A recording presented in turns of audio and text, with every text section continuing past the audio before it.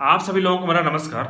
आज वीडियो के इस पार्ट में आपसे चर्चा करूंगा पॉक्सो और आईपीसी 376 के अंतर्गत दर्ज एक मामला जिसमें आरोपी को बेल प्रदान की गई है हाई कोर्ट के द्वारा।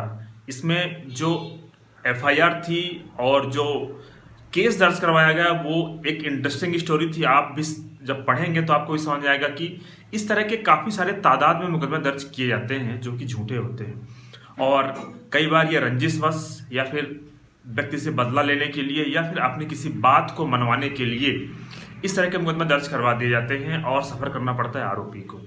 ये मामला भी कुछ इसी प्रकार से है। आज मैं आपसे चर्चा कर रहा हूँ जिस मामले की, ये है Govind versus state of Madhya Pradesh के नाम से, जो कि इंदौर हाई कोर्ट की बेंच द्वारा डिसाइड किया गया है।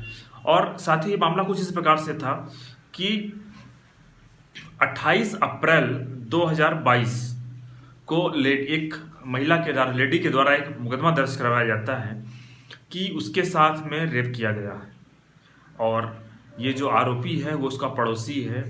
उसने घटना बताते हुए कहा कि 10 फरवरी 2022 को शाम के लगभग 5 बजे के आसपास आरोपी ने उसे अपने घर बुलाया, उसे कुछ खाने को दिया। जब उसने वो पदार्थ खाया, खाने के बाद वो बेहोश हो गई। उसके बाद उसका रेप किया गया। जब वो उसे होश आया तो आरोपी ने उससे कहा कि तुम ये बात किसी से मत बताना, अगर तुमने ये बात किसी से बताई तो तुम्हारे भाई को मैं जान से मार दूंगा। ऐसा कह के उस लेडी ने कहा कि मुझे डराया गया। उसके बाद उसने मुझे कई बार मेरे साथ इस प्रकार से किया। और उसके बाद लेडी ने आगे बताया कि 2 दिन पहले मेरे पेट में दर्द हुआ, जब मैं हॉस्पिटल गई तो पता चला कि मैं प्रेग्नेंट हूँ। उसके बाद हमने ये बात अपने घर वालों को बताई। उसके बाद मैं ये एफआईआर दर्ज करवाने आई हूँ। उसके बाद एफआईआर दर्ज कर ली गई। हमने आपको जो बताया एफआईआर की स्टोरी थी। अब उसके बाद ये मामला था मध्य प्रदेश के राजगढ़ जिले का। उसके बाद सेशन कोर्ट में बेल लगाई गई, वहाँ से डिसमिस हुई, हाई कोर्ट में बेल लगाई गई। हाई कोर्ट में आरोपी के द्वारा जो मुख्य जो दलील दी गई, उनका कहना यह था कि लड़की ने जब एफआईआर दर्ज करवाई 28 अप्रैल 2022 को, उस समय उसको वो जो प्रेग्नेंट थी वो 4.5 महीने की प्रेग्नेंट थी। और उसने जो घटना बताई कि पहली बार वो आरोपी से मिली है 10 फरवरी को, मतलब लगभग 2.5 महीने पहले। तो इसका मतलब ये है कि ये जो घटना हुई है, या तो वो लेडी झूठ बोल रही है, उसका पहले से ही अफेयर था इस व्यक्ति से, उसने घटना गलत बताई है, या तो फिर जो प्रेग्नेंट है तो वो कोई दूसरा व्यक्ति था। इस प्रकार से दलील दी गई।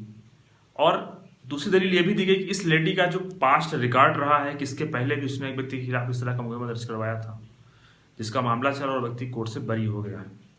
तो इस आधार पर कोर्ट से बेल की रिक्वेस्ट की गई। कोर्ट ने इस मामले को देखा तो कोर्ट ने पाया ये बात सही है कि अगर लेडी की बात पे भरोसा किया जाए तो उसके साथ अगर पहली बार रेप किया गया है 10 फरवरी को, तो निश्चित रूप से जब उसने एफआईआर दर्ज करवाई तो उसमें उसे 2.5 महीने के आसपास से प्रेग्नेंट होना चाहिए। लेकिन जैसा कि मेडिकल रिपोर्ट के हिसाब से वो 4.5 महीने की प्रेग्नेंट है।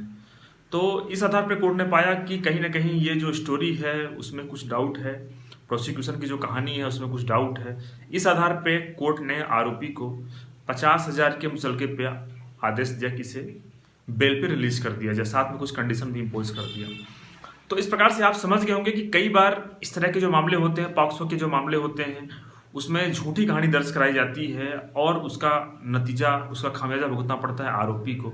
तो अगर आपकी जो एफआईआर की जो स्टोरी है या फिर जो चार्जशीट में अगर इस तरह के कुछ कंटेंट हैं जो कॉन्ट्राडिक्टरी टाइप के हैं, कह सकते हैं कि जो विरोधाभास हैं, जो कहानी में ही डाउट पैदा कर रहे हैं, तो अगर आपके पास कुछ ऐसा है तो जिस व्यक्ति के खिलाफ मुकदमा दर्ज किया गया है, जिसके पास में चार्जशीट है, तो आप इस चार्जशीट का ध्यान से विधिवत उसका अगर आप उसको आप अध्ययन करेंगे तो आप पाएंगे कि अगर कहीं मामला झूठा है तो कुछ ना कुछ इस तरह की बातें होती हैं, जिनका फायदा आप जब आप कोर्ट में बेल का जब आपका टाइम हो तब आप आर्गूमेंट कर सकते हैं, अपने वकील के माध्यम से बातें शेयर कोर्ट में प्रस्तुत कर सकते हैं, जिसका फायदा कोर्ट आपको कोर्ट में मिलता है। और कोर्ट इस तरह के जितने भी मामले होते हैं, हमने अक्सर देखा है कोर्ट इस तरह के मामले आरोपी को बेल ग्रांट कर देती है, जैसा कि इस मामले में हुआ।